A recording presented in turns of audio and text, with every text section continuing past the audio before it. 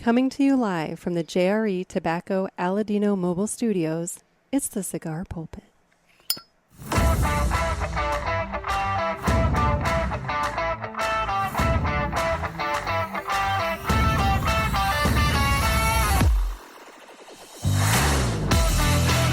Hello, everybody, and welcome to another sermon from the Cigar Pulpit. I'm the Bishop of the Burn, and Nick, and I can't hear shit now because I think I just blew out my eardrums hitting that music. That seemed particularly louder than previously. Yeah, I don't know. I have a setting wrong. But anyway, joining me today is Pinky. How you doing? I'm good. How's it going? Can you hear? I can hear just fine now.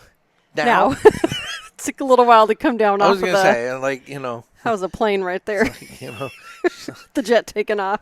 I don't see your eardrums bleeding, so that's good. You know, I haven't crippled my guess hearing just yet. You know, now later today when she's sitting there with Javier and all she can hear is this low pitched whine. Correct. Right. That's on me. That's on me. Then I'll file work comp. Oh yeah. I'll make sure I'll get that W-2 to you right away. Anyway, God, what is it with people coming on the show and asking for fucking tax forms? There's a throwback for some of you. Anyway, so today we're gonna be looking. I was a little slow on the uptake, but I'm picking up what you're throwing down. Picking up what I'm throwing down now. I threw that down. Yeah, you did. Like a bad habit. Anyway, today we're gonna be right off the bat. We're getting punchy right off the bat. Welcome to the feisty episode. We're not even smoking a punch. So today we're gonna talk about a few pieces of legislation impacting some cigars in the states, in a few different specific states. Okay. One good, two not so great. You know, there's more, but whatever. People don't know this, but Pinky is a bit of a policy wonk. I am. She likes I like the details, and the policy and all that. So I figured, you know what? We'll talk a little policy today. Okay. But as we do, we are going to smoke a cigar. And so you came over completely unprepared. True, I brought nothing. No cigars, no accessories. It's like my first rodeo. Suddenly. She's like, I need to borrow everything. Everything. So I'm like, well, okay then. So, I'm excited because it looks like it's going to be a good stick. So I had to dig around. I had to find something, and I had one option, but it would have. You weren't feeling it. Then I saw this, and I was like, this is perfect. This is better. This is way more better. So today we're going to be smoking the United Cigars La Gianna 30th anniversary. It's a 6x54 featuring a unique barber pole design of Ecuadorian Connecticut and Mexican San Andreas wrappers, a Honduras Habano Criollo binder, and fillers from regions across Honduras, the Dominican Republic, and the United States. And so we have that. Let's go. There we go. So it's time to cut the cigar, and the official cutting is brought to you by 2guyscigars.com. That's the number 2guyscigars.com. Two Guys have been around for 40 years, and they are the trusted name in the cigar industry. Everybody knows Two Guys, but if you don't, please give them a try. You won't be sorry. Family owned and operated, 2guyscigars.com does the very best to provide a great selection, fair prices, and excellent customer service. I actually did look just prior to hitting record.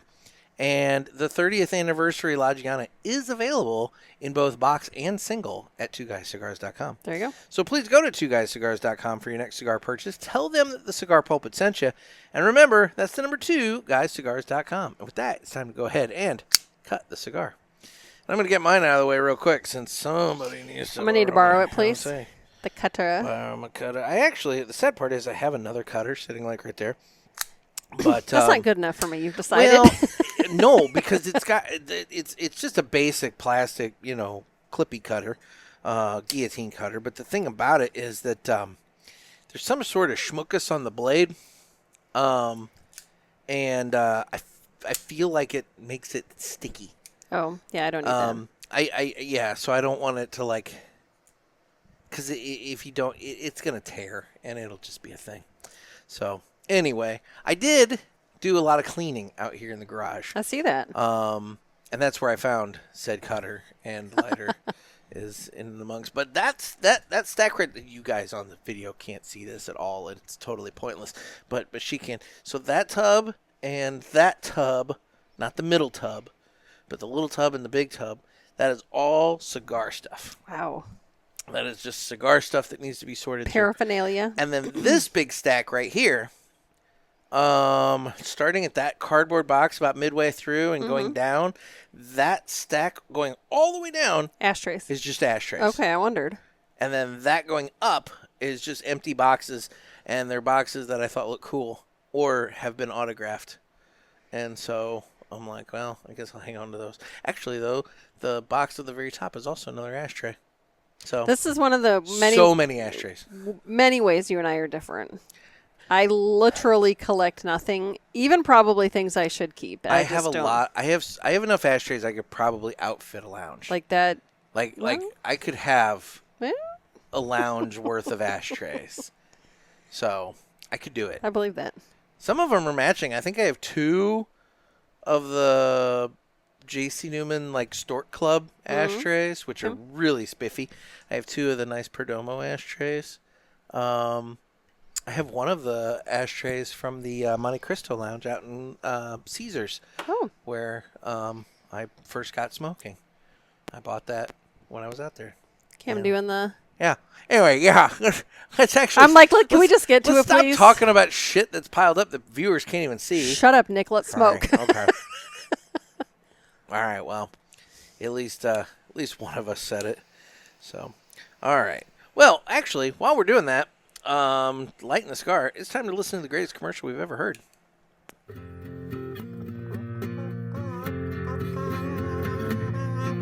Some say cigars are all the same. It's just not true. It's you I have to blame. Well, I don't know, 'cause what I know, there is a cigar called Aladino Corojo. Aladino Corojo. Aladino Corojo. They say authentic, so we're not confused, while the others say it's a word that's just abused. I guess that's so, they can't compete. At least I'm sure Aladino can't be beat. Corojo.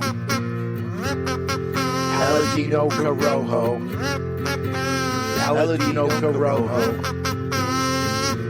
Aladino Cigars uses authentic Corojo tobacco from JRE Tobacco. This is the greatest commercial you ever heard. Yeah. All right. Indeed it is. Well, I would say, I mean, where else are you going to hear such fine kazoo playing, Literally nowhere. right? I would say, very few places are you going to hear that. So, we got our cigars fired up. Initial thought right off the foot. Well, I will say this is my first one since the last time we got together. So it's been... Well, we didn't record that time. No. We just hung out. This has not been the season of pinky smoking.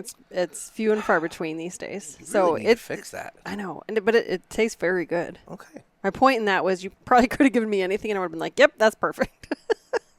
Oh, I don't know about that.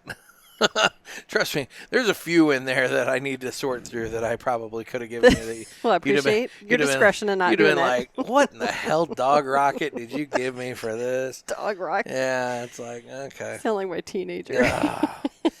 So, how do we want to work these? Do we want to go good, bad, good? Or I'm sorry, it'd be bad, good, bad, because I only have one good. And Dealer's two choice. bad. I don't want to start with the good news. I want to end with the good news. So we'll start in North Dakota. Okay. Now, North Dakota. I used to live there. Wouldn't you think that would be a bastion of cigar freedom Yes, out there yeah. on the Adam, plains? yes. You yes. know, kicking ass, taking names, fishing in streams, Yep. and hunting shit, and smoking cigars. the whole time. No. They are a bill in the North Dakota Senate is apparently seeking to significantly raise the state's cigar sales tax rate.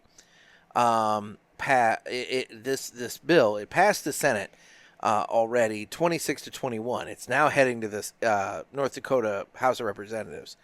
But it's Senate Bill 2281. And it seeks to add an additional tax of 32% of the wholesale price of cigars, which are currently taxed at 28% of the wholesale price. Wait, so 28 to 32 or 32 on top of? It's going to add an additional tax of 32%. So it would raise What?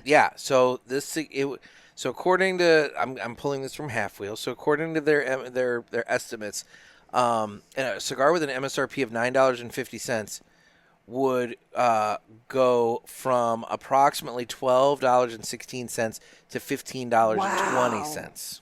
Wow. Because the tax rate would become 60% of the wholesale price. Wow. And so also there's no cap on cigars in the bill. So basically, there's no cap as to how much tax would be placed on individual cigars. A lot of states have caps, like so much percentage up to 50 cents or something like that.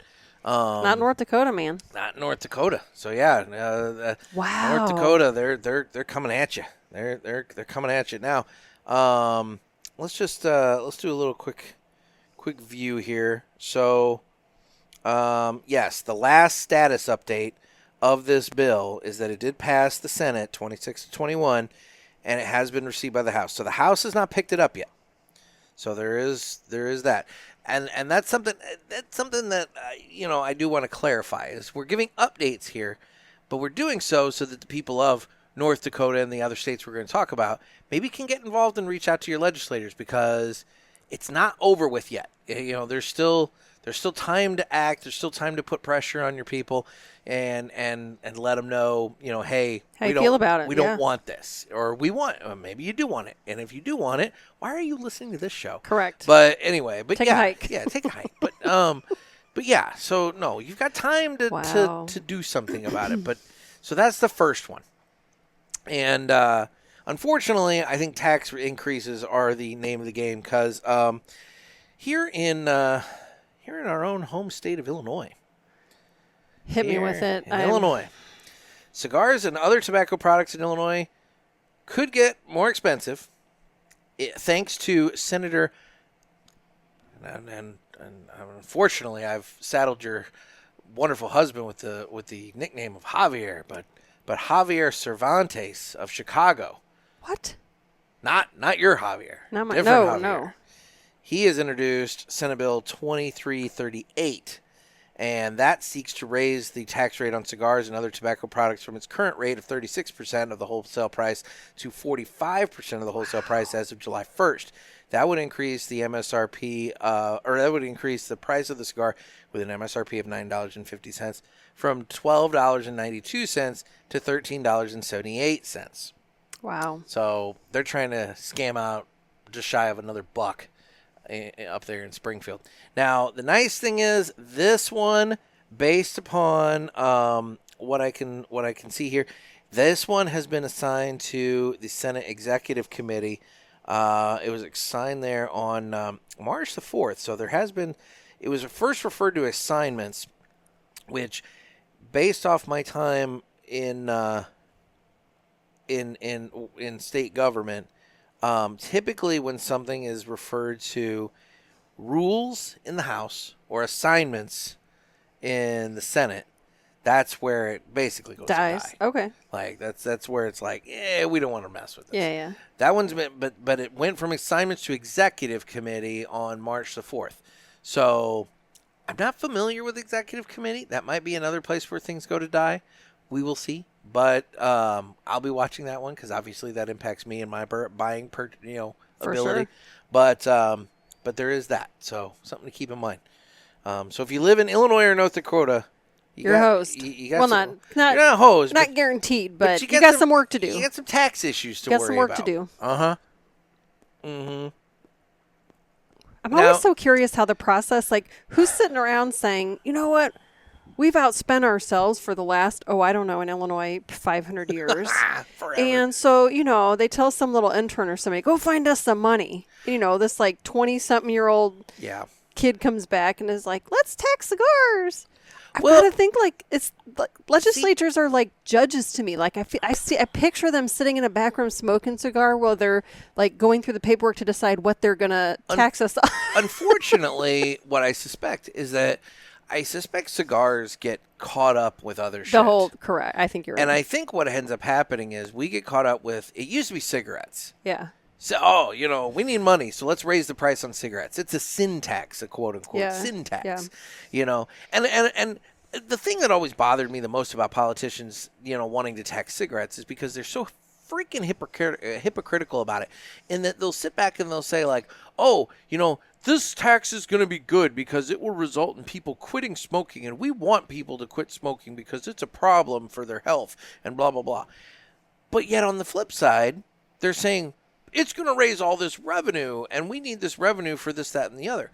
Well, what happens if all these people quit? Correct. It's not going to raise that revenue. Right. So then what's the end game? Where are you ultimately taking it? They know nobody's going to freaking quit. They know they're Now, especially where we live close enough to Missouri that we just jump the river and go to Missouri and pay less in tax anyway. And that's gas and on cigars. Everything. Gas, cigars, and I mean the big thing, the new big thing? Huh. Pot. Because it's cheaper in Missouri? Significantly cheaper in Missouri. I believe that. Yeah. I have done, like when Missouri passed the recreational, I read the articles and everything because I was curious about this. And sure enough, Missouri was smart enough to know, hey, we're bordering Illinois, which already has an extremely high, I don't know what it is, but it's an extremely high tax rate on recreational marijuana. And so Missouri kept their tax rate low. And so what's happening now is they're capturing the revenue from their people, but they're also capturing revenue from all these people that border Missouri that are just jumping the river and going over there. So wow. So now it's tobacco, it's pot, and it's gas. Illinois lost its first mover advantage on that. Marijuana. They just they never get it right. But yeah, so no, that's the thing. I think we always get sucked in with the cigarettes, and now it's vaping. It's e-cigarettes and it's vaping. That's what they're really going after. But they suck it all in. And that's that. But a little good news. Let's hear it. Good news. Gooder-ish. So a bill was introduced in Montana that would finally allow for cigar bars. Oh. And on February 26th, Senate Bill 150 passed the Montana Senate. It is now awaiting approval in the Montana House of Representatives. And this bill will allow for the licensing of cigar bars that will serve both alcohol and sell cigars for smoking on premises. The rules are a little strict versus other states. And so in order to get a cigar bar license, you have to hold an all-beverage license. So, you got to be able to sell soda, liquor, everything. You also have to hold a gaming or gambling license. Wow. They're hitting up all the sins. Mm-hmm. It's like a one-stop shop. What, prostitution? They put that in there, too. I don't know. Is that legal in Montana? I didn't know that. No, I'm just saying if you're going to gamble, you're going to...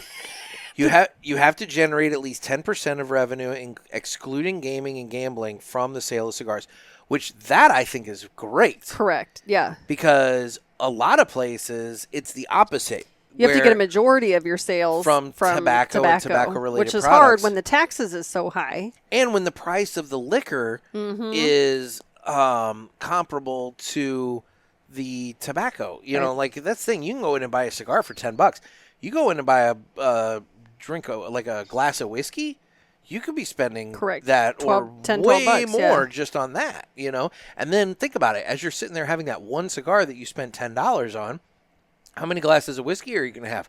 You may not have that many, but correct. I know some people that are going to go through 2 or 3, which if that's the case, right? Let's say $12 a pop, now you're looking at what, $36 versus the $10 cigar. Yep. It makes it real hard for you to be generating. Yeah, the math ain't mathin' if you have a requirement for higher cigar sales. So I think it's actually nice that the cigar portion is so low.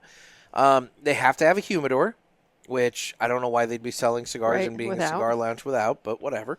They must be the only occupant in a freestanding building. We have that requirement here in Illinois, at least for anything past when the smoking ban was passed.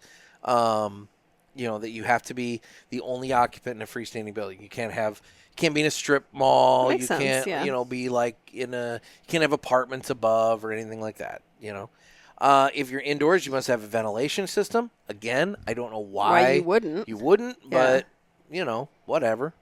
It's Montana. Maybe they're all about open windows. I don't know. Not in the winter. And then you may only allow cigars to be purchased and smoked on premises. So I guess you can't go there. BYOC. And I guess and I guess you may only allow cigars purchased to be smoked. Yes, that's it. You can't bring your own from home. You got to buy from there. Which again, most people do. Most people do anyway, Correct. or at least people that have any sort of sense of decorum do. I mean, correct. If you want your cigar bar to stick around, then you shop local and you support them. Precisely. Correct. You wouldn't take your McDonald's into the Chili's. Correct. And eat your Big Mac. See, this is sitting at where the like Chili's. states like Illinois that want to Yeah. get ridiculous with the taxes, like if they really want the revenue then pass this in addition, make it easier for cigar bars to open, Precisely. and then that might really generate the tax revenue they think they're going to. Well, and they're requiring a beverage license and a gaming license. So right off the bat, you know that in order to get the smoking, you're going to have to get a liquor license and a gambling license. That's in the so deal too. interesting. The required gaming license. And then an annual fee of $200, which I don't really. I mean, that's nothing. I mean, in the whole scheme I was of gonna a say, cigar bar. it's $200. That's Yeah. really not that bad in the grand scheme of it all. So yeah, so Wow, go Montana. I was saying Montana is that they're I mean, Can we call the Montana legislatures and give them kudos? Hey, we support this. Let's just see where. Let's get an update. So it has had its first reading. It was referred to the House Committee of Business and Labor, and it has had its first reading. So it has. It's a third of the way there in the House because they do. Can you imagine? They do 3 readings. One of my good friends lived in Montana for a year. Most beautiful views I've ever seen. He was like around the Bozeman area, and I'm like, can you imagine a cigar bar with a lot of glass windows looking out, literally on this amazing it'd be land? wonderful. Oh my god, it'd be wonderful. I don't know why. I mean, it's do-gooders that just don't understand. Yeah. That's the thing. It's like you have these people that just don't understand cigars as being such a different product Correct. than cigarettes and a whole and all the experience. rest of it. Nobody's Yeah. scooting out over their lunch hour to pop a cigar. No. Generally, No, but I mean, there are short little ones that you could totally That's do that. true. If you want to get like a Villiger export, you could totally, Villiger. burn one of those in 30 minutes. And Yeah, but again, whatever. we've talked about it's the experience. You're It is the generally experience, yeah. and that's Yeah. So Go Montana. I think it's good. Now there are other stories I saw. Kentucky, they're on the verge of allowing for cigar bars as well. All right. So that's a nice thing too. I visit Kentucky several times a I was year. gonna say Kentucky, they're marching towards that as well, which I think is. I kind of am surprised that it's taken them this long. Right. I mean, it is But- the tobacco state. I mean, exactly. It's Kentucky, for God's sakes, but whatever. And then there's New York, who is looking to ban flavored products. So, there's that. Dumb. So there's more stuff. The bottom line is pay attention to what's going on in your state because there's stuff going on all over the place. And the more states that pass various things, it becomes like a wave, and then Yeah. eventually it makes it to the federal side, and it becomes a problem. Now, I personally don't know. I'm gonna play a safe bet here, Okay. and I'm gonna say that given the current makeup of the federal government in the United States right now, I don't think we have too much to worry about on the cigar side of things. Okay. Only because, Trump's chief of staff was a lobbyist for Swisher before she got on board and, and all that. And then Marco Rubio, who's from Florida, which is he was a huge cigar proponent when he was in the Senate. He's obviously in the cabinet and doing his thing. So there are cigar advocates in the ear of the president that I don't think anything's coming that way, and I don't think there's enough votes in the House or the Senate to pass anything. And also, it So- becomes one of those things where it's like, you've got bigger fish to fry. Oh yeah, they do. How about you stop messing with the things, like the little bit of pleasure we get during our Yeah, our week Yeah. where we're not freaking out about every other headline. Like, just let us be. Yeah, let us alone. Let us be. Just please. Yes. Anyway, so yeah, I figured you being a policy wonk, you might. Look at that you might burn be- line. You do have quite the burn That line is there. perfect. I mean, you could reach in and actually show the people. Oh, look at that. Look at that. Watch it drop right in my lap. It's like, fuck. She just ashes right in my lap as she's showing you guys that. That did not happen. It did not happen. It could have. But it very easily could have. But it did not. Look how well built. I mean, I am proud of that. I need No, to it's a solid. I need It's to take a solid. picture of that before I. You should. Well, and let it go. See how long you can hold the ash. Okay. I mean, you know. It feels like it's gonna. It's like as long as it doesn't spill on you or on me. I guess that would be the relevant point. But anyway. So thank you for those legislative updates. That's interesting. I mean, you know, little policy wonking. I mean, for being a cigar podcast, I'm glad you can provide listeners that. Yeah, I mean, every information. Every once in a while, while, we'll I talk talk about cigars. cigars. Yeah, you know. Actually, I had a commenter or somebody comment on one of my YouTube videos. I think it was the video I recently did about the post office. Okay. And the comment was, I thought this was a podcast about cigars. To which Touché. I can't understand that comment. I'm not bringing it up like, who the fuck do you think you are? I'm not saying that. You get it. What it boils down to is, and I've said this on the show before, you know, the show, you can only say so much about dried up rolled leaves, Correct. you know?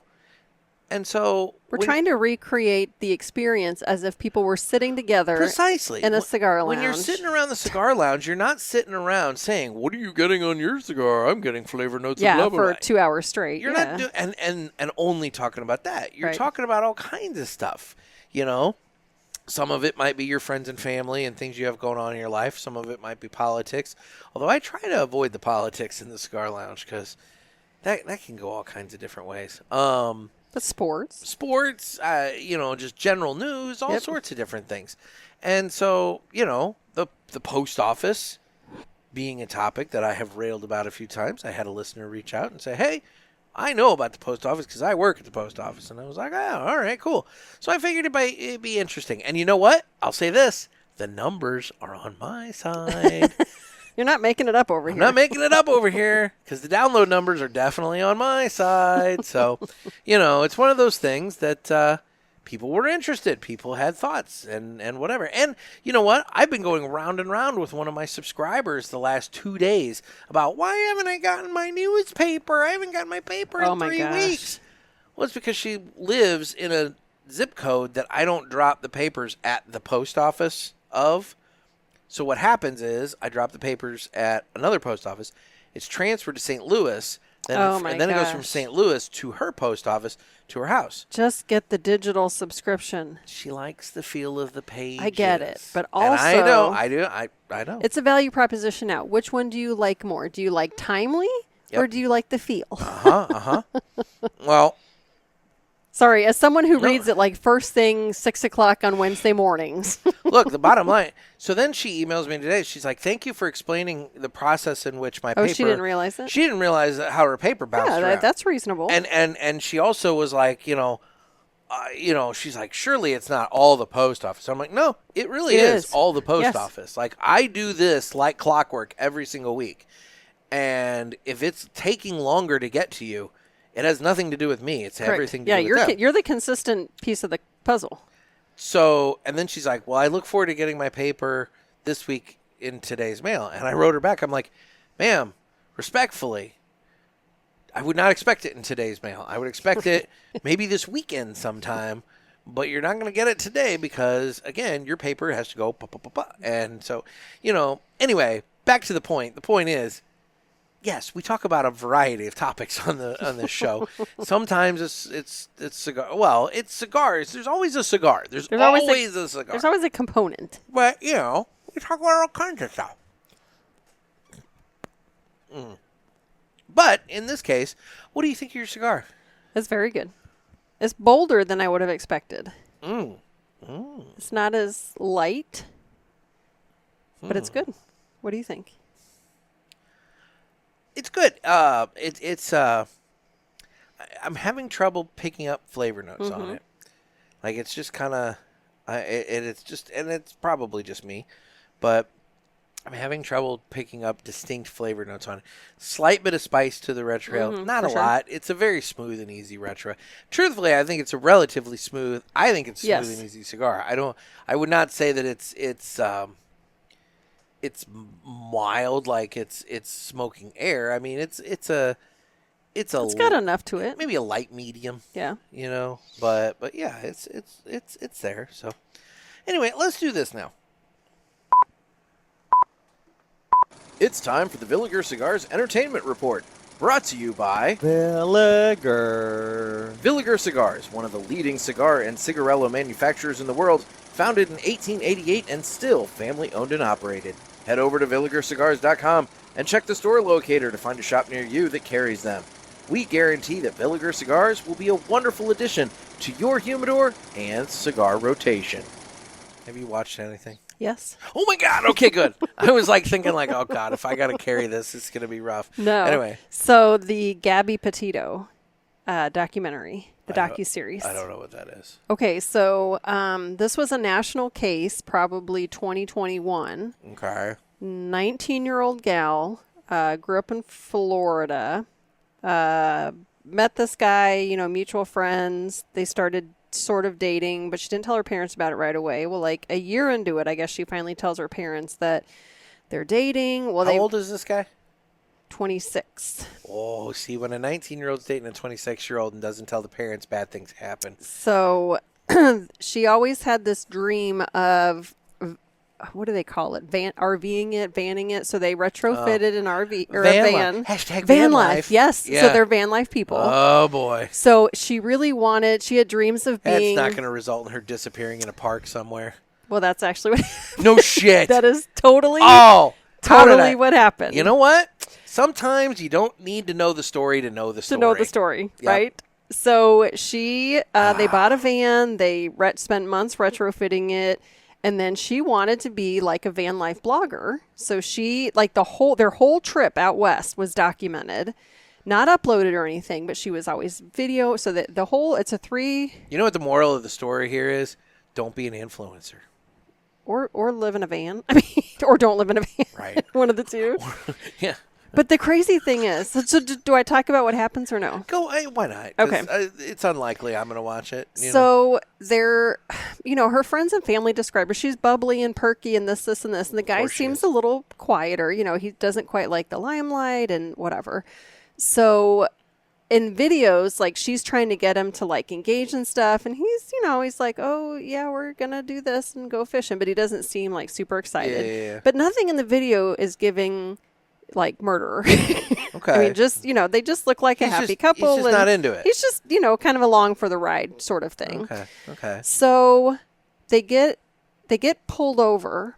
They're in a town in Arizona, maybe. And somebody calls the cops because they were driving through this little town, desert town, and the person sees a guy slap a girl. They're having an argument on the side of the road. It's like a white van, and a 911 caller says, I just saw this guy slap his girl or wife or whatever. So the cops catch up with the van, pull it over. They both are marked up. So he's got like stuff on his face where it looks like she struck him. So they've been fighting. She's got like bruises and stuff on her arms already. She's crying hysterically when they pull her over. Honestly, the cops did a phenomenal job. They had the body cam video, and they, they pull them apart and they interview both. She's like an anxious mess. And she's like, I'm so sorry. It's all my fault. I've got OCD. I've been ridiculous. And she takes all of the blame, which is kind of sometimes the victims do that, right? Victim, yeah. And they go interview the guy, and the guy's like, just seems very chill. Like he's not anxious. He's like, she just gets like this sometimes. I was trying to calm her down. They're like, well, what happened to your face? Well, she threw her phone at me, blah, blah, blah. So they end up saying, you know what? You guys just need to spend some time apart. So they send him to a hotel and use like victims advocate money that they have in their department to put him up in a hotel. And they send her away in the van, which I thought was odd. Like if you're going to have somebody go stay the night by themselves, kind of out in the middle of nowhere. Why wouldn't you put the woman in the hotel? Yeah. So that'd be my thought, but she calls her mom. But maybe that is the patriarchy speaking. Maybe I'm being misogynistic by putting her in the hotel. Right? Who knows? I don't know. Who knows? I don't know.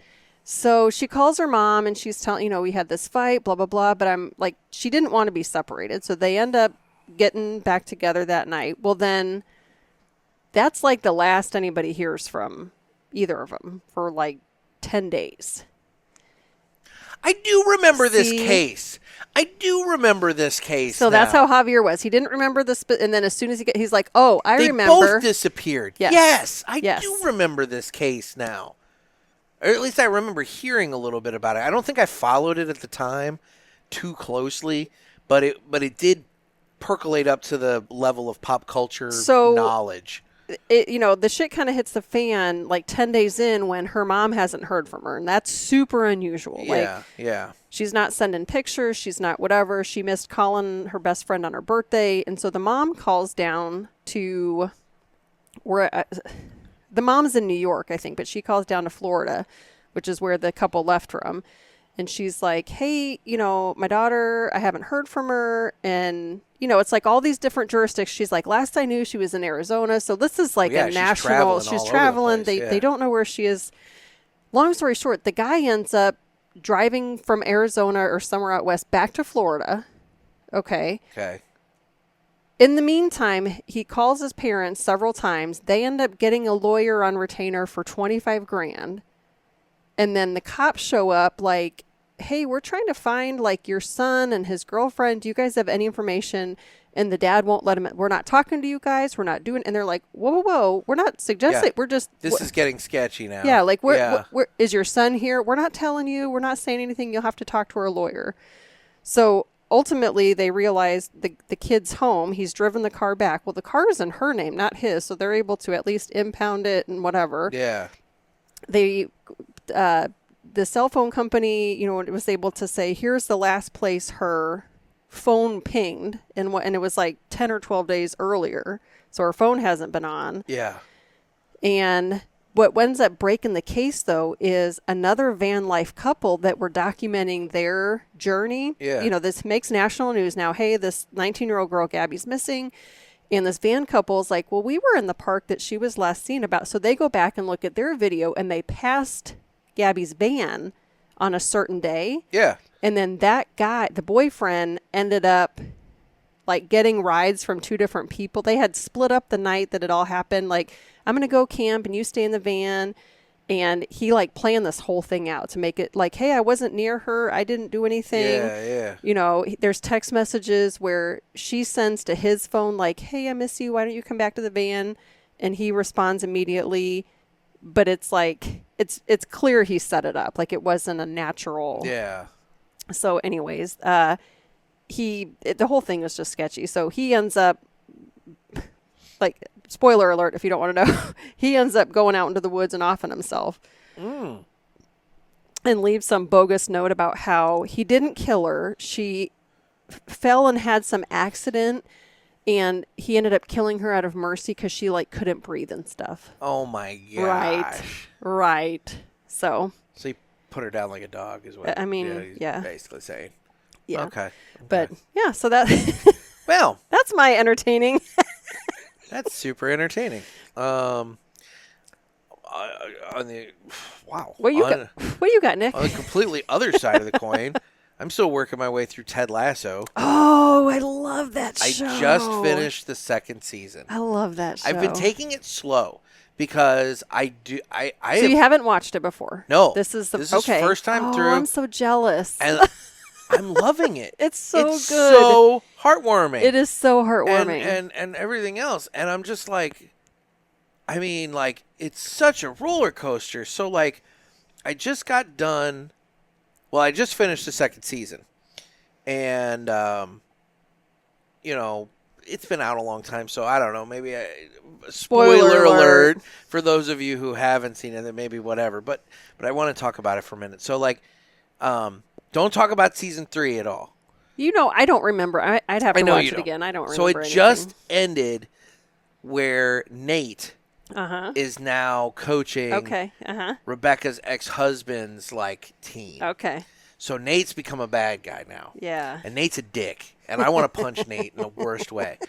But But did you like him at first? Oh yeah, I loved him at first. Yeah. So that's why it's a hard transition. And when he's screaming at Ted about I was you left me behind, you brought me up, and then you left me behind, and blah blah blah. I'm thinking he didn't do shit to you. He gave you a chance. He gave you a chance, and you're still there. You're still part of the team. Yeah. You're still a diamond dog. Why are you acting like this? What? A little ungrateful. Yeah, you're being ungrateful. It's like, dude, you came up with one play that won a game. You got some press and notoriety out of it. Yeah. And after that, it all went to his head. He just became such an arrogant son of a bitch. Yeah. And whatever. But the episode that I'm sitting right here. I'm watching on my iPad. I'm smoking a cigar. And I'm watching the episode where Rebecca's dad passed away. And it's the funeral. Mm-hmm. And Ted had the panic attack and all that shit. Yeah. Holy shit, man. It's a heartwarmer. It's tearjerker. Oh, my God. I'm sitting here just I'm just like, what the fuck? He's talking about how he, found his dad after his dad killed himself and how basically this is why I never want to leave anything unsaid. Everybody's gonna know how I feel about him and all this. And I'm like, this explains his character so much. It's such good character development. And it's one of those things that he became such a good person out of such horrible trauma that's still haunting him. And I'm like, and you wouldn't know it. This is so well written. I'm loving and so acted. good. And I'm like, this is such a good fucking show. Every character needs its own spinoff. Just the episode of Beard going out on his night after that loss. Okay, that was my least favorite episode. Oh, I loved that episode. Stop. That was so fucking funny. It was just every it was possible. Weird. Yes, it was. I love Beard because he's normally just this real quiet dude who's just sitting there and yup, oh my God, he said something to it was Ted. Ted made a comment about nip it in the butt, and Beard goes bud, and he goes what? Bud, nip it in the bud. And he goes, oh, like a plant, blah, blah, blah. And he goes, horticulture, baby. I love that. He's like, whatever, baby. Just whatever. But he's done that a couple different times in the show. It's like, botany, baby, or something I love that. Yeah. But that episode with Beard going out with the 3 fans from the bar and getting into that club and then all the wackiness that happened in the middle and everything, I was like, this is like a crazy fever dream. Yeah. And I loved it. I loved every minute of it. I'm glad that that was a one-off. Yeah, same, because it was terrible. But I thought it was great. I was like, this is fun. The thing is, when you're watching it, it's weird. You fall in love with the characters. You feel generally very good and just want to watch. But I forgot what I was going to say there. It's such a heartwarming show. It really is. Oh, but the leadership lessons in it. It is a crazy show about leadership. And and they're not forcing it down your throat. It's just here's how you can be. And by being this way, you encourage people to want to follow you and do what you do. I'm so excited for you. And also jealous. I am loving this show. So I've got one more so season. Good. I'm like I said, I'm slow walking it because it's you don't want it to end. No, it's like when you get a really good meal and you take that first bite and you're like, fuck, this is tasty. And you just know it's got to end at some point, but you're going to take the longest possible route to get there. Yep. Oh. And at the same time, you don't want to take too long because it might get cold, whatever. So you got to go at a decent pace. There's a sweet spot. Yeah. There is a sweet spot. Yeah. So I'm taking my sweet time with it. Such a good show. But I am loving Ted Lasso. Are you surprised at how much you like it? I mean, I obviously figured it had to be good because it blew up. It became such a phenomenon there for a while. Yeah. I feel like it has cooled because it's been out a while. It's been out a little while and everything. But so good. But so I knew it had to probably have some merit. I didn't know if I was gonna like it this much. Yeah. But I've loved it.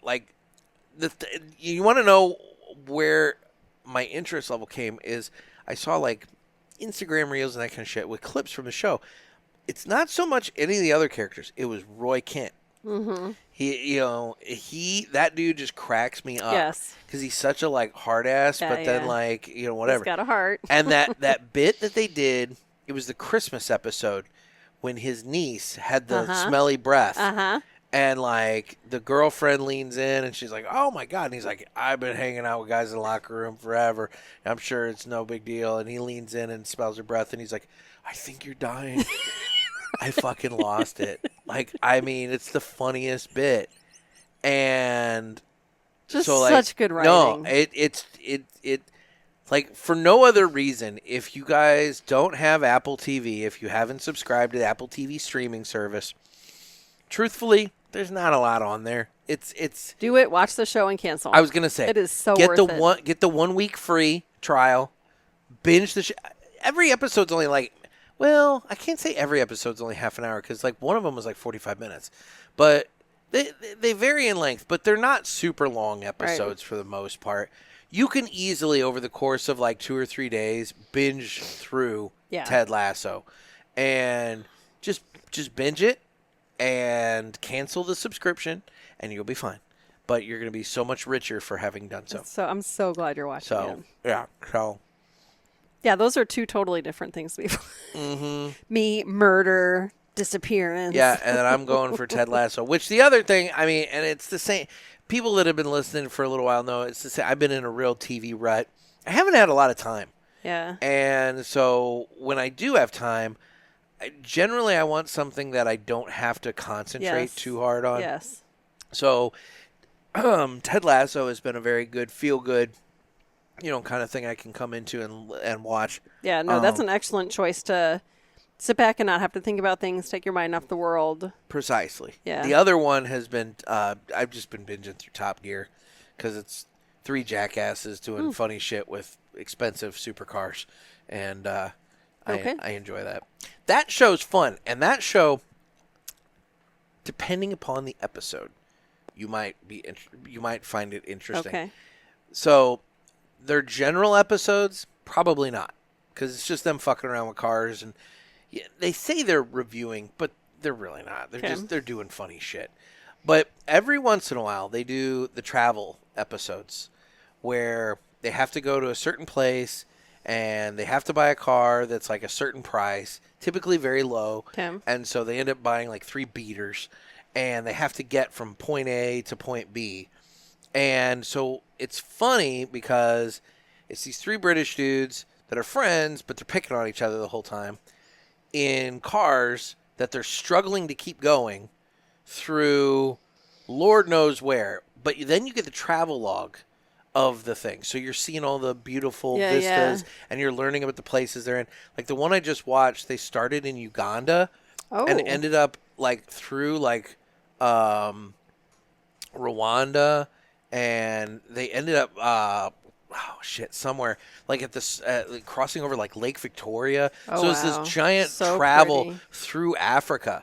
So it's like they're driving these 3 like beater cars like through these villages and going up into the mountains and doing this and doing that and going through, crossing rivers and all kinds of shit. So you're experiencing life in this part of Africa that you don't normally see. Yeah. With these and so it's like it's just a very interesting show because it's not, you'd think like, oh, it's a car show. Not really. It's almost like a cigar podcast. It's a little bit of cars. Bingo. It's a lot of life. It's a lot like this show in that like it's a car show that brings you a whole bunch of other stuff. So I've never heard that's of why it. I've been interested in that. The 3 guys that were on it that I'm watching now, one of them got in trouble. The BBC fired him. The other 2 quit in solidarity, went off, started a show on Amazon Prime, which is basically the exact same show, only a different title. Okay. And that's super good. The BBC recast the 3 guys, and once they recast the 3 guys, that show went to shit. Oh, okay. So it's all about those 3 guys. Yeah. It had the show itself. I think the BBC thought, oh, we just bring in, and one of them was fucking Matt LeBlanc from Friends because he's a big car guy. Oh. And it was not the same. Horrific, just absolutely. Nobody realized until they left that they didn't watch Top Gear for Top Gear. Yeah. They watched Top Gear for the people, for the 3 guys. Yes. So Anyway. Alrighty. Yeah, so that's what I got there. Well, now let's go ahead and do this. It's time to fly high with Blackbird Cigars.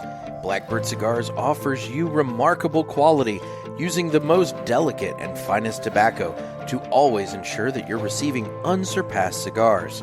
Blackbird Cigars strives to give you undoubted repeating flavor for every cigar you smoke and impressive quality so that you can always expect greatness. Check out their website for a full list of stores carrying Blackbird Cigars and give them a test flight. Blackbird Cigars, can't clip our wings. Okay, so today we are going to learn about 9-year-old Molly McGinley. Let's hear it. So when 9-year-old Molly McGinley spotted charity workers helping the homeless in 2017, she felt inspired to do what she could to provide support for those sleeping through the streets or sleeping on the streets of Manchester. So after receiving some money for her birthday, Molly decided to spend the money on food for the homeless rather than treats for herself. One of the people in need that Molly and her mom came across on the young girl's birthday was a 23-year-old named Margaret Smith. And Molly told the Manchester Evening News that she was walking down the street and she saw all these people giving loads of food to homeless people. So she asked her mom if she could do it, and she said yes. So they got some hot drinks and soup, and they gave it to Margaret. Very nice. So, guys, be like Molly McGinley. Be like Molly. Be like Molly McGinley and Blackbird Cigars, and don't let anybody clip your wings. Yeah. Yeah, we need to. That's the thing. It's like everybody's all about like, oh, this organization or that, and organizations are fine. Yes. I don't want to say anything bad. Correct. Organizations are good. But I think if we all just took a little bit of time just in our own personal life. Amen. I think that would go a long way. Amen. Don't leave it to the organizations. Yes. Just do a little bit on your own. Exactly. So I have to say, there is an amazing TED Talk, which I could listen to TED Talks 24/7. I love TED Talks. There was one, I'm blanking on the guy's name suddenly, but it's called The Way We Think About Charity is Dead Wrong. Yeah. And it's, 18 minutes. And he talks about, he used to be involved in the largest breast cancer fundraiser thing up in New York. And they raised hundreds of millions of dollars for the breast cancer cause. Okay. And it looked very corporate. And his point was, there's no way that we're going to ever move the needle on helping people in the margins, right? If we can't move the needle on some of the social services. Yeah. And his point is, we applaud corporations that have a great return on investment, right? And so they attract the highest talent, the MITs of the world, come run our corporation. Yeah. But charities, we demonize if they spend too much money on quote unquote overhead so they're saying we're clipping their wings, literally. We are not allowing them because we are obsessed with this notion of overhead. And his point is, who cares what the overhead is if the return on that is way above and beyond? You know what I mean? Who cares if the person makes $200,000 a year if the organization that they're raising money for is getting $5 million a year? You're only going to get that organization to fundraise $5 million generally if you can hire the person that will accept a $200,000 a year salary. Instead, we're paying these schmucks $50,000 a year, and he calls them schmucks, not me. And we're saying we need you to perform at the level of somebody. We're literally applauding it when it happens in the corporate world, and we're demonizing it when it happens in the nonprofit world. I see the point. I do. I see the point. I think in order to take that one step further, I think there needs to be some very serious oversight and checks and balances put into place to where if goals are not met in a timely enough fashion, for sure, then you move on. So that's the other point he made, is he talked about 3 specific ways that we're basically handicapping the nonprofits, right? And time is one of them. He said Amazon went decades or whatever without actually turning a profit because money they actually made, they invested back into the business. Yes. But as an investor, you know that your value will come later, right? But we don't allow nonprofits that same discretion. But it's such a... I mean, I guess it's the same risk you have with business. Because with business, you could give them 10 years, and if at the end of 10 years there's still no profit, well, it was a failed business venture. In this case, you could do the same with a nonprofit. I mean, I guess that's the way you need to look at it. Right. He said, at the end of the day, the question is, what is your goal? If your goal is to raise money for research for, in this case, breast cancer, right? They had 10 years of hundreds of millions of dollars in money that was donated towards the cause. And somebody kind of got butthurt about something, started calling the the corporate companies that were making donations to him, and basically said, oh, they're spending too much on overhead. And he's like, and literally what happened, the organization fell apart because our major sponsors pulled out. Somebody tried to recreate it the next year with less overhead, and it's never worked. And now what's the end result of that? We're out hundreds of millions of dollars that we had in place, and we're not going to have that anymore because somebody thought our overhead was too high. And I'm like, it was a total reframe for me. That is an interesting point, actually. As I'm sitting here processing this, that is an interesting way of looking at it. My thing is less to do with an actual individual charity or nonprofit or organization or whatever you want to call it. And it has to do more with the industry of it. And I see it a lot with cancer. Like when I look at cancer research, I feel like there's too much money. It's become such a business, such an industry, that like the incentive to find like cures is lessened because, well, if we cure cancer, all these people are now out of a job, and these organizations aren't needed anymore because we've taken care of, we've figured out what causes cancer, and we can eradicate it. And blah blah blah. AIDS, diabetes. I mean, there's all sorts of different, there's money being made in a sick population. 100%. And I think that the people that go into the research truly want to solve it and help people, but they're working in a system that's not designed for that outcome. Yeah. That's the problem I have generally. And that's kind of where, when I look at nonprofits, that's where my jaded eye comes from, and that's where my criticism of overhead tends to come from, because I'm thinking like, oh, well, of course the guy in charge of the Komen Foundation, for example, I don't know, I'm literally spitting them out. I have no idea. I don't know what that person makes. I'm assuming it's probably But more. if you found out he or she made a healthy salary, you'd be like, well, that's dumb.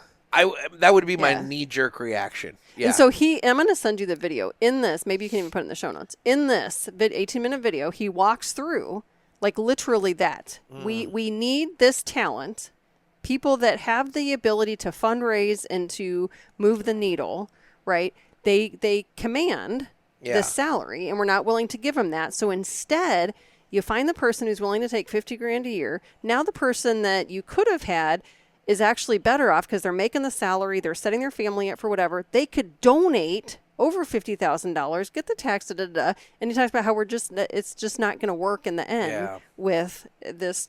He said something at the end that was like, this is the generation, like we're willing to challenge the status quo, we're willing to ask the hard questions. He's like, we're the generation we don't want our epitaph to read. We kept overhead low. And I thought, I've watched it several times. I think it's a very interesting reframe on if your goal is to move the needle on some of the health and human services missions, right? We're not going to get there in this model that we've set up for failure. Okay. So okay. Interesting. Don't clip the wings.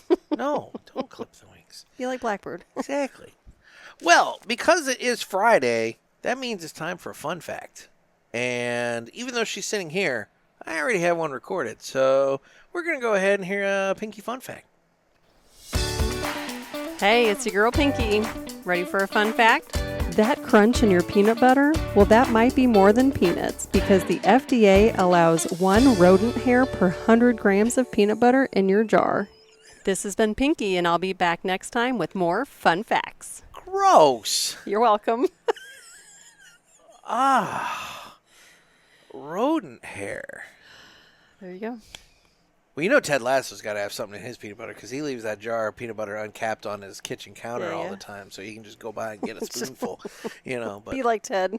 yeah, I don't know. It's like Lord knows what's floating around his peanut butter, but ew, boy, you had one. It was what was that? That was the other week. Oh, let me see if I don't know if I can add or find it real quick. I had a friend once who there was a restaurant I really enjoyed getting takeout from. I don't remember ever sitting in the restaurant. We just order out from it a lot. Yeah.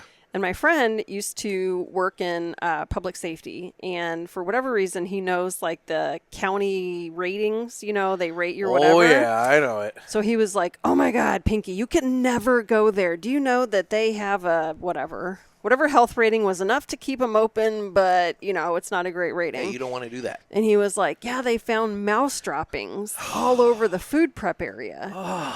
And then Javier looked at my friend and was like, "Well, did you ever think maybe it's the mouse droppings that make the food taste so good?" And I'm like, So, all right, I have a story along those lines. There's a Chinese buffet, maybe 5 minutes that way. "Uh-huh." And it wasn't a bad one.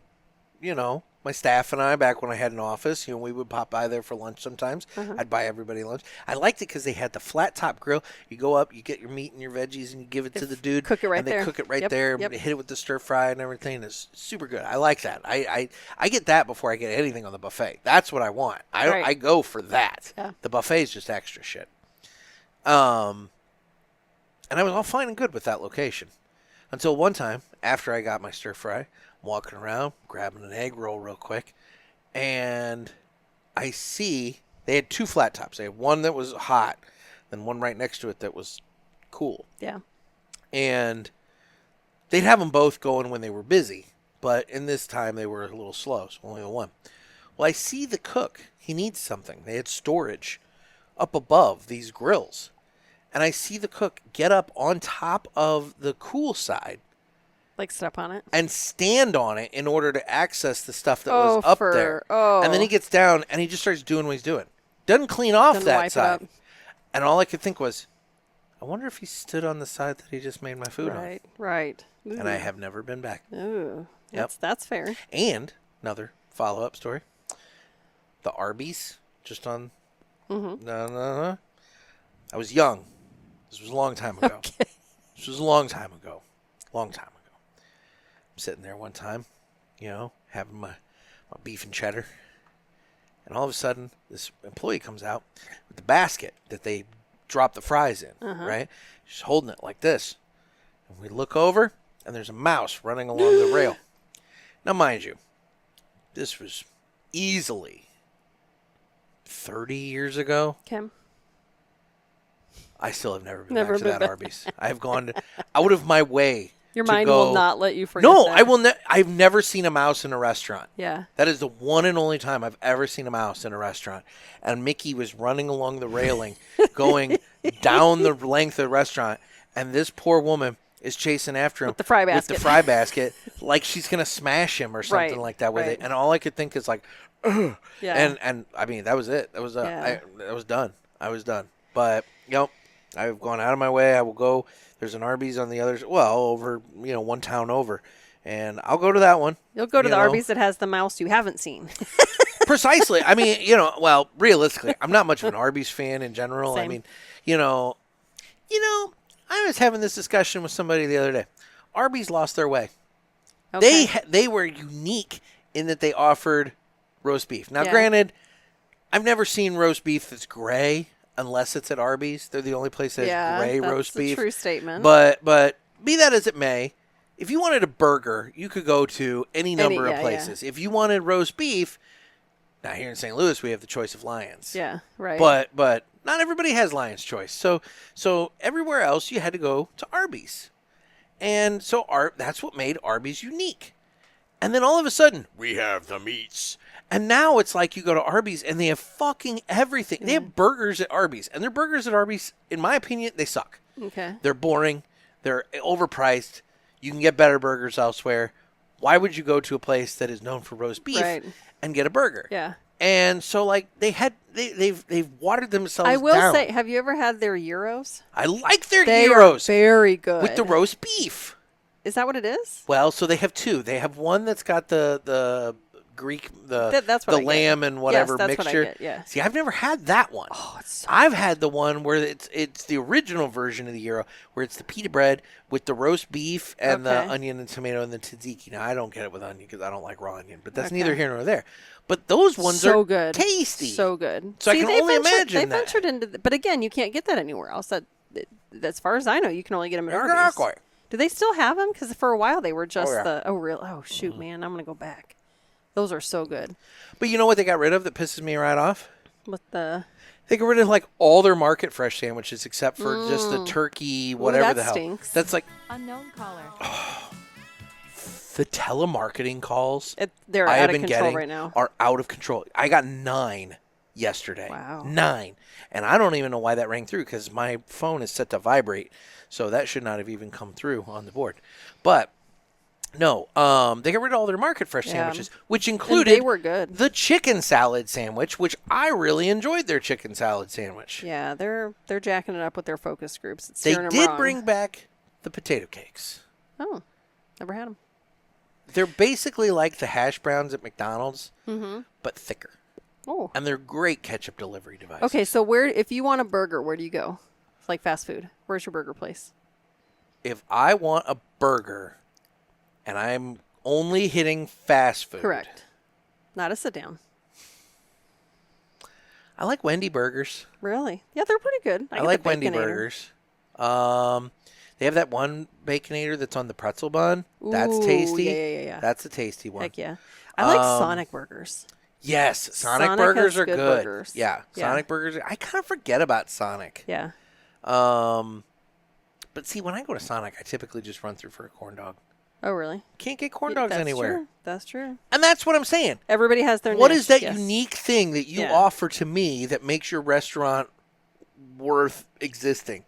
And Arby's, it used to be the roast beef, and I guess technically it is, but like I said, we have Lion's Choice, which not everybody is fortunate. That's a St. Louis chain, and not everybody is fortunate enough to have that. And so that's a much better, tastier sandwich. All right, French fries. Who's got the best? Who's got your French fries? I like Wendy's because they redid them a couple years ago, and they're so much better now. I completely disagree with you.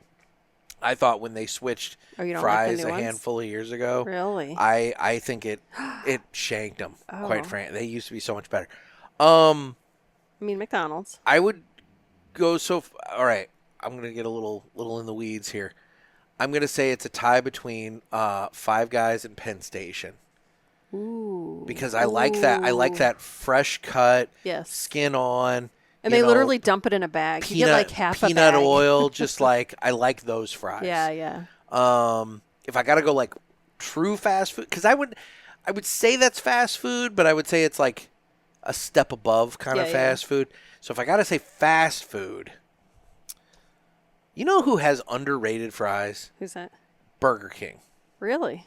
Burger King has underrated fries. I haven't had Burger King in like a decade. Right? Exactly. Are they still around? They are. There's one literally across the street right there. Really? There's a new one that just, or that I know, one over by open me. over by you. Yeah, So I just never, I don't know. Burger King, although that one sucks. If you want it, my opinion, really? The one out by you, I mean, the service at that one, they're nice, but they don't know what the hell they're doing. Really I mean, it is like painful. If you have about a year and a half to wait, then you can go to that one. But if you have any sort of time schedule, if you feel like going to your son's next baseball game or whatever, you probably want to skip that one. But are you still enjoying Smoothie King? You used to go there a lot. Have you been there? You know, I have been there, not as much. I used to. Anytime I saw you, you always had a smoothie. Yeah. I haven't. Well, when did I fall out with that? I didn't have a fall. It just came out of your routine. It did, and now it's like whatever. My routine now, on Wednesdays, when I go to get the papers, my Wednesdays start running through Dunkin'. Yeah. for that sweet black pepper bacon sandwich on a bagel, not the croissant, on the bagel. And that's important because the bagel can have the structural integrity to hold up to the sandwich. The croissant, it's soft. Yeah. But I get the bagel and an iced tea. And that's tasty. And I get points. I have so many points at Dunkin' now. It's unreal. Do you ever use them? No, I'm banking them up. I'm banking them up, but I do need to use them. I think I've made like 3,000 points or some shit. So I think I could get like free shit for quite a while. Well, you need to do that. Yeah. Like, what's the point of holding on to it? Just I don't do know. it. I don't know. Get them done. I don't typically. That's the weird thing. I don't know. I that's just the me thing. I accumulate points and I very rarely spend them. That's you. You accumulate things. Period. Yeah, but I don't know why I don't spend points. That doesn't make sense to me. Because then you can accumulate them. And you are literally built for accumulation. It is a collector's mentality. It is, for sure. I mean, I can see right here. You collect things. That's true. All the things. I'm pretty sure your strengths, you've got input. And that is a... Oh, yeah. Yeah, my strengths... Your strength finders. Yeah. So, tell the people. About strengths. You don't. I thought for sure you would. You have ideation, but not. Explain this. You're bringing this up, and I feel like this needs explaining. Okay. So I am literally obsessed with, it's called Clifton Strength Finders, and it is an online assessment based on a 20-year study by the Gallup organization. Mm-hmm. And so you get online and you take this assessment, and everything's on a spectrum. So I'm going to really dumb it down here, but like I like to read, I like to shop. And then you have to pick where you fall on that spectrum. So if you like to read, you'll be over here. If you like to shop, over here, but maybe you fall somewhere in the middle. Yeah, there's a little slider thing. Correct. Right? And or a point thing. But it's all timed. And what it's trying to do is gauge your innate response to, and it's basically for leadership or like to figure out how you're wired. So we use it a lot in like organizations that I'm a part of. Yeah.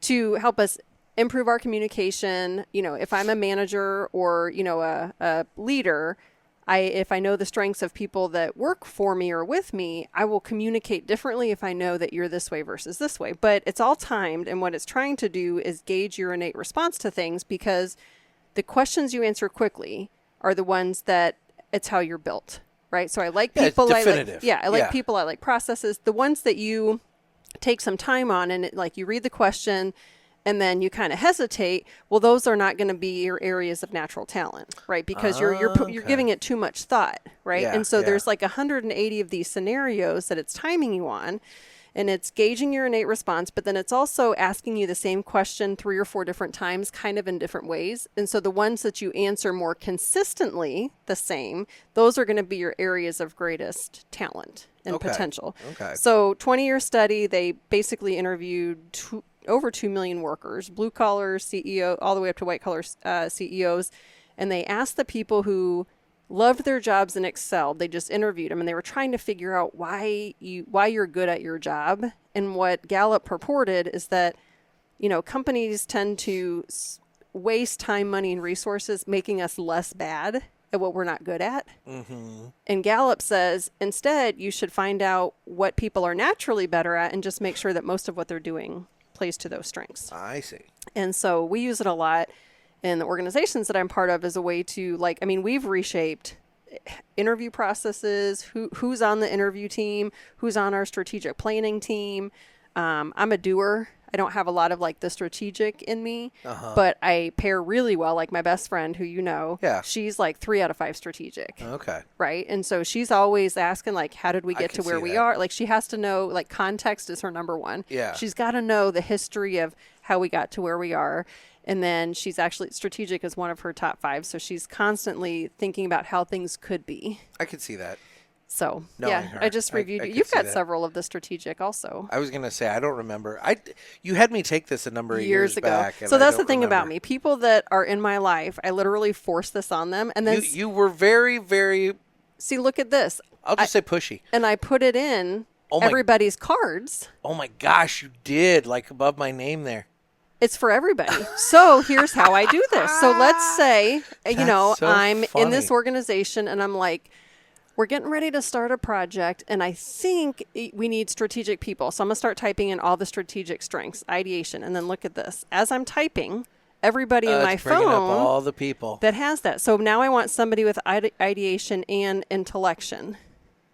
Okay, now here's all the people with that specific, and then I'll reach out to that person. Or when you call me, which, I don't like talking on the phone at all. No, you but don't. You don't. Because my top 5 strengths are not the relationship building ones, which is weird because don't I build good relationships.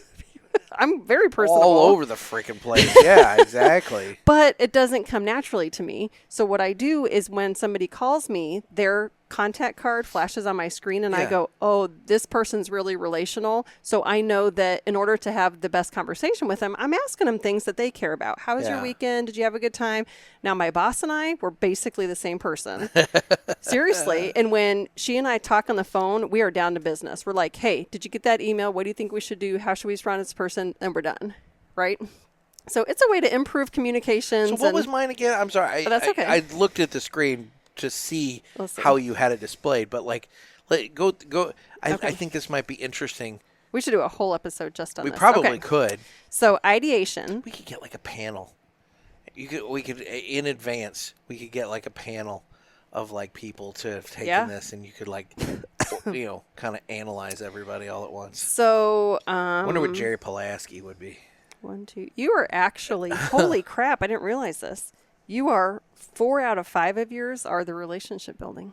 I could see that. So I'm a very relational person. Ideation is your number 1. So that's someone who you're just fascinated by ideas. You're always, what if this? I wonder am fascinated by ideas. So the idea person. Now you pair somebody with ideation with someone who's either strategic or futuristic. And we figure out So you come up with the ideas, and then the strategic person is always thinking about the future, but from a practical standpoint. So they're going to say, Nick, that's not, it seems nice, but it's not doable, right? Whereas a futuristic person's going to be like, they're not concerned with what's actually doable. They're just like, I describe it as, so someone with futuristic is the artist rendition. Right? It's very pretty. They're a dreamer. They're looking at the vision. Yeah. The strategic person is the architect, right? They're concerned with what's actually buildable. Okay.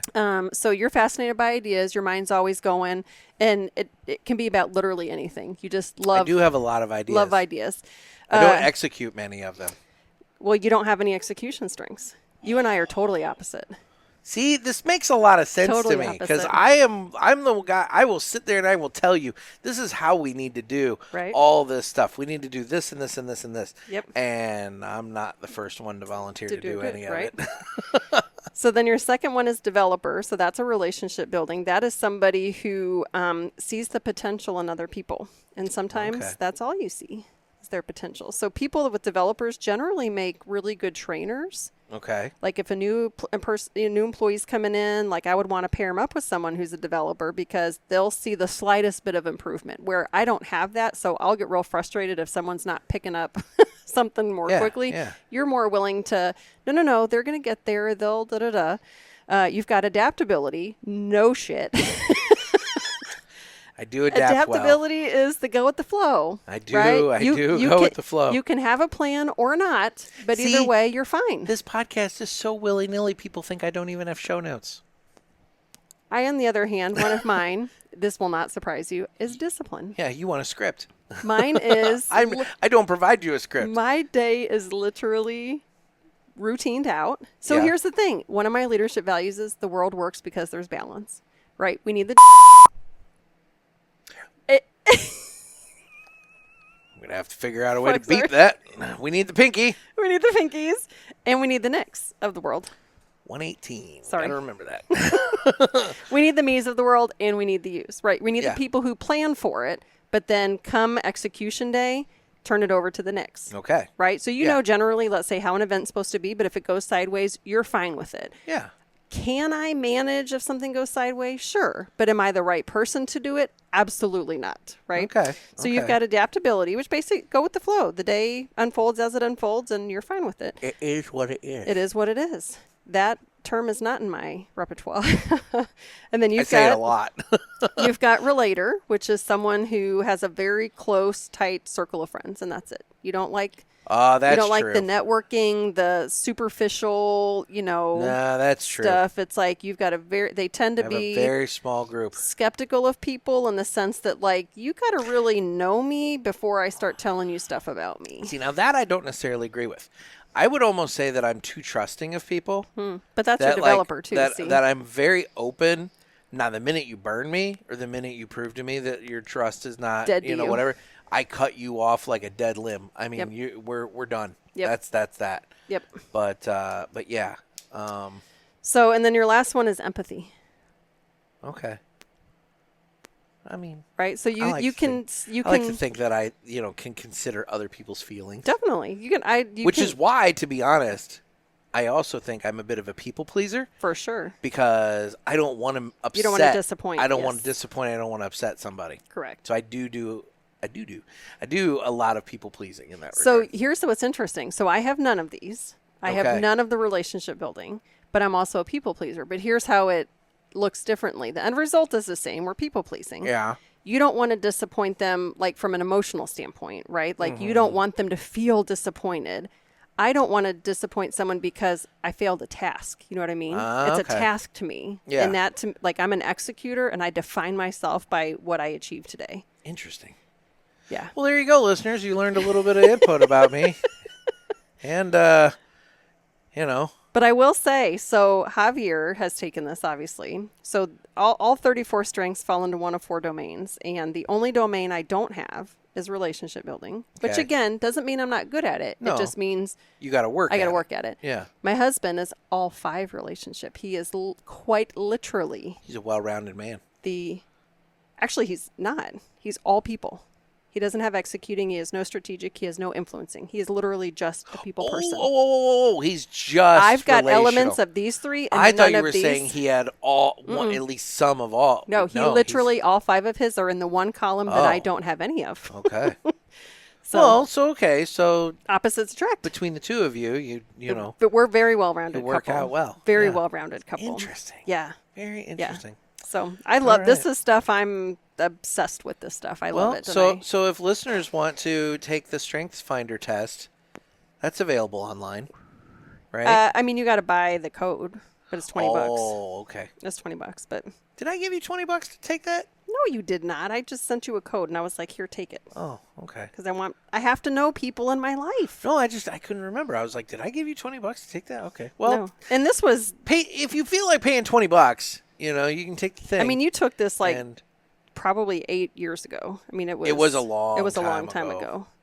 it was. Well, and the bottom line is this is basically, I mean, depending on your articles of faith, it's either how God made you or it's just accidents of birth. Like, this is generally how you're wired. Yeah. And you really didn't have a lot to do with See, it. And that's an interesting point. I read an article, oh God, this was maybe a little bit ago, a couple months back at least, and it was talking about how we feel like as parents that our children are blank slates and we're building these children, and so then we take on responsibility and thus feelings of guilt for personality traits and actions that our children do that we do not value or think are good.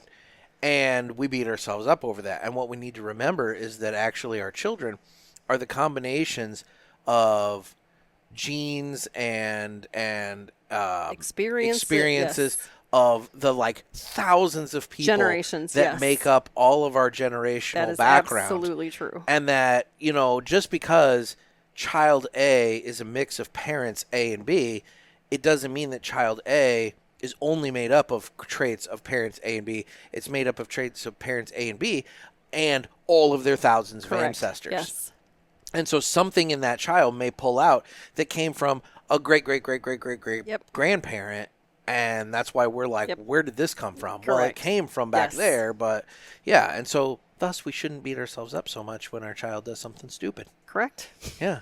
I mean, we can guide them and accept Well, of that, course, but yeah. but- no, I do not believe kids, you don't start as a blank slate. You've got DNA. And I mean, there are studies that show that, I mean, when a woman's pregnant, trauma she experiences or something she goes through, like if she's constantly exposed to trauma and has that fight or flight and those adrenaline rushes, that will literally change her baby in her stomach's brain development. Interesting. And I mean, they look at it on scans when kids are born. That's well, another. I know they talk about like food, like when the parent, when the mother is, pregnant, that whatever food she is consuming is something that may influence the child's eating habits, going forward and all that kind of stuff. Yeah. So I don't know. That's another. We could have done that in the entertainment report, but I've been binging a podcast. Oh, I'm blanking on the guy's name. He's a psychiatrist, but he's done like over 250,000 brain scans. Oh, wow. And he's been studying it for decades. And I mean, he basically can look at a brain scan and know, like, is this person an endurance athlete? Is this person got certain medical conditions? And it's all based on just the brain scan. And it is fascinating or listening to him. All right. So, and he scanned baby brains, and he's like, oh, it's apparent based on the scan that the baby endured trauma in utero. It's crazy. That's sad. But it makes sense. But it does make sense. If if the mother's body is full of a hormone that you're not supposed to have all the time, well, yeah, the baby's gonna absorb. The baby's gonna somehow be influenced by it, right? Their body might make less of it because the mom has too much of it or whatever. Interesting. So. All right. Yeah. Well, that was an unexpected twist. I know, right? We just went down a whole different rabbit hole there that I wasn't expecting. So. Well, in terms of socials, I'm available on Instagram at the Cigar Pulpit. I'm available on Facebook with the Pulpit Parishioners group. You guys get in on that and join in the fun there. I'm on Twitter/X. You can catch us on Rumble, where you can watch it on there. Subscribe, and that way you don't miss a show. I am still on YouTube. I have gotten my one strike, I got my warning. I haven't gotten any strikes. So, we'll see. But all they have to do is just watch a bunch of episodes and they'll figure it out. And then for those of you who use Spotify, I am on Spotify and I have Spotify videos. So you can watch it on Spotify as well. And then I do need your calls. Ask the Pulpit. You can call the hotline, area code 863-874-0000. And I'm on nothing. I was going to say, I was going to ask, but I know that I gave up years ago. You gave it up, it's and that's fair. Doesn't align with what I'm trying to do in life. Hey, I get it, I mean, I get it. This is me building relationships. Correct. That's absolutely true. Whatever. That's absolutely true. And mine is not. That's just not where I am in my season of life. I get it. I do a lot less of it now than I used to. But it's what it is. Okay, so. That was a good cigar. I was going to say, final thoughts on the La Gianna 30th? On the pinky scale, I would smoke that again tomorrow. Yeah. That was a very nice, well-built, solid smoke. The construction on that thing is ridiculous. It is fantastic. I mean, my burn line on that, down to the end. It's damn near perfect. Let me see. I can find it here. That thing is super straight. Same. And the ash on that holds together really, really well. Yeah. The draw on it was really good. I mean, yeah, it's a fantastic cigar construction-wise. Flavor-wise, I will admit I personally struggled pulling some flavors from it today, but that could also be, the fact that I'm drinking coffee. No, I would agree. And whatever else. I mean, it was. It's not bad. No, it wasn't bad at all. It wasn't bursting with. It's just nothing. It tasted the same all throughout. Nothing also. Came out and struck me as definitive with it. But who knows? Maybe if I would have smoked it tomorrow, I'd have been like, "Holy shit, this is a blah blah blah bomb." Who knows? So. Anyway, well, thank you so much for taking time out of your day. No problem. It's always a pleasure. I do appreciate it. And what is there anything else I need to accomplish? I don't think so. I think that's all. So, anyway, guys, this has been another sermon from the Cigar Pulpit. I'm Nick. It's your girl, Pinky. Everybody stay safe and stay smoky.